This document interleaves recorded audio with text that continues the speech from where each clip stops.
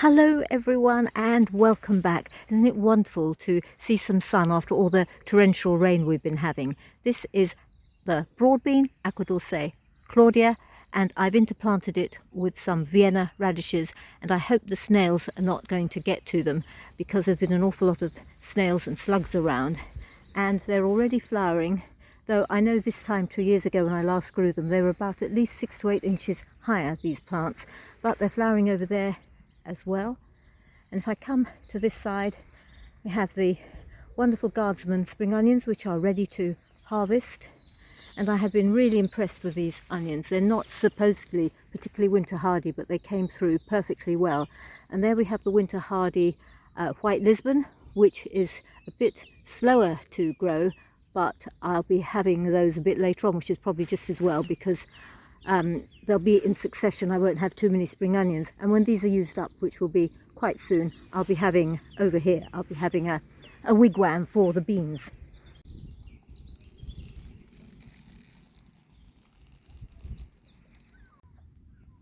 And here on plot 3 I can now start harvesting a few leaves of this winter density salad, which has come through the winter really well, and add that to my spring onions. And plot 3, where the strawberries are, I have interplanted with Vienna radishes. And there's still a few tatsoi. Look at that little tatsoi there. I'm not sure it's going to survive. I think there are quite a few slugs roaming around. I had them doing really well in the garden, and then they got done by the slugs. So I haven't got the heart to re-sow this year, maybe next time.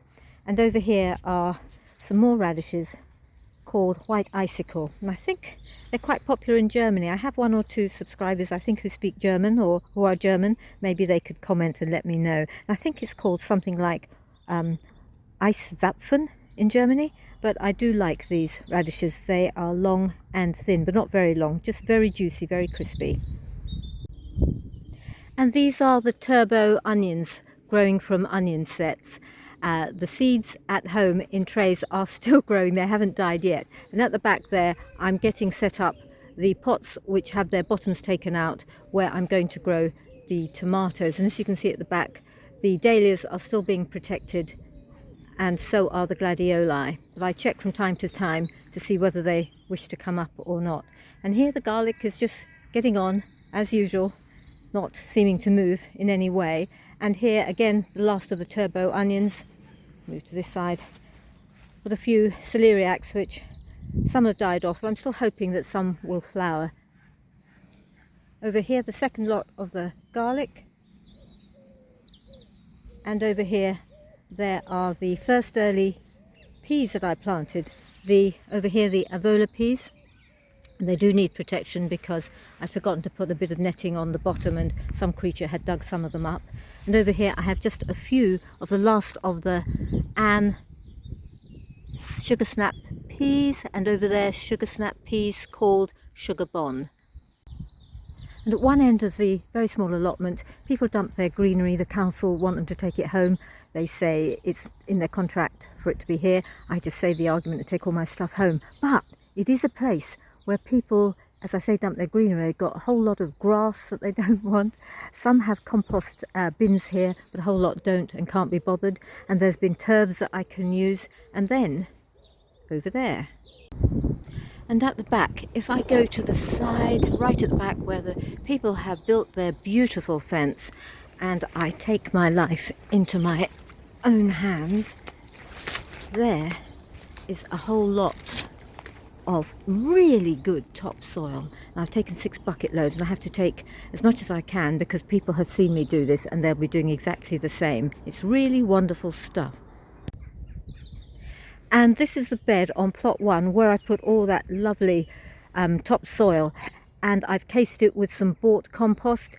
And I've got to plant the potatoes now because they can't wait. They're both second earlies. There are Charlottes over there and there are Nicolas over here. And I've not tried Nicola before. I have a few extra potatoes which I'll be putting in tubs at home. And I had hoped to build a raised bed in time for this video, but I've been so busy and so difficult getting out in all that torrential rain we've had. But that is the next thing to do. And it's not a particularly no dig method, but I'm simply going to make a reasonable hole in the ground, pop the potato in and then cover it, and then put another covering of mulch over that, and we'll be adding to that as the potato haulm grows. And here is the sort of half rotted down straw I've collected from the horse stables, and it's not in the usual place. I keep this separately and I hope it's not contaminated with anything, but it's really good stuff for mulching. And that is the finished potato bed with my shadow. It's an early morning, bright sun, and it's so good to have some sun. Now, I've not grown potatoes in the open before, and in fact I haven't been wildly successful with potatoes in pots, so this is a sort of experiment, so I'm hoping it works. I come over to the middle plot. I've got some lovely replete daffodils there and a few flowers coming up. The autumn fruiting raspberry, Joan Jay, they're doing fine. They're coming up. I did worry at one time because they all looked a bit dead. And over there I have the lovely waltz daffodils. Over here is the final bed, and you can see the different kind of layers that I've been using. They had the usual layer of cardboard, compost, horse manure, and now these turfs. Now, I'm not going to plant any root vegetables here, so that won't be a problem. And here I've got some more, a thick layer of manure which will cover the whole lot. Then I'll be casing it with hopefully some topsoil, and then putting plants here that only need short roots. And if I turn from the 3 new beds to my old beds of the leaning claret purple sprouting broccoli, I got so fed up with this, I just thought I'd give up and I wouldn't grow it again. But then finally it's flowering, and I've already eaten some because I'm a little piggy and I couldn't wait, and it's lovely stuff. So I will be growing it again next year, but I'll be making better netting for it, because I found that it's not so bad now, but all these leaves have been eaten by the pigeons, and I thought, how can that be? And I realised they use this as a little trampoline, and on the downward stroke they'd eat some of the leaves. And so I had to try to amend the netting a bit, but I've given up for now. Next year I'll be far more careful, but I'm going to have an awful lot of lovely claret purple sprouting broccoli. It's the time of year when the plum moth is flying around, and I want to put a lure up that will attract the male moths so that the female moths can't mate with them. And to that end you have to buy a bit of sticky stuff and put in a lure into it. But the stuff that covers it and holds it in the tree, it's a sort of green corrugated plastic, that shape, has disintegrated, and I really don't want to spend money on it. So I'm going to make one from this plastic.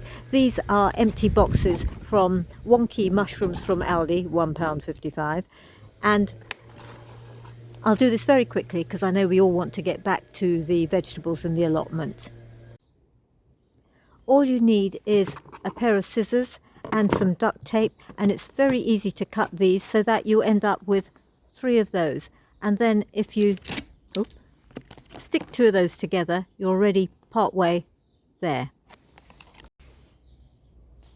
Well, it's not a work of art, but I'm sure you could do a lot better. And it's not as firm as the corrugated plastic, but maybe you have some plastic that's firmer than this, that's also free, that you were going to throw away or recycle.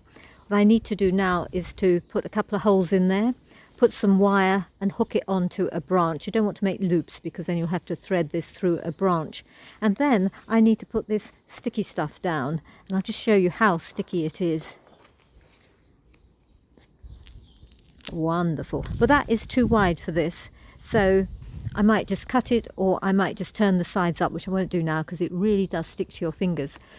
And I will actually put some wire into either the bottom of this or the side to hold it down, because when there are strong winds this generally comes out and goes face down and you've lost it. And also the tiny little plastic lure in here, when there's strong winds, goes all over the place, and I've lost that in the past too, in which case it makes this absolutely useless. So what I do with a lure is to stick that onto that with glue, very strong glue, and just put it in here. I don't stick that with strong glue into here because you need to use this again the next year.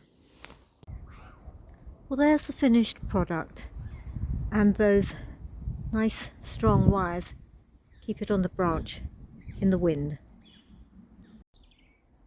And here in the back garden there's the lovely blossom of the opal plum, and we have some intermittent sun, and for days we've had non-stop rain, and I wonder if there's any pollen left to actually get some plums from here. I haven't seen many insects around either, hardly surprising.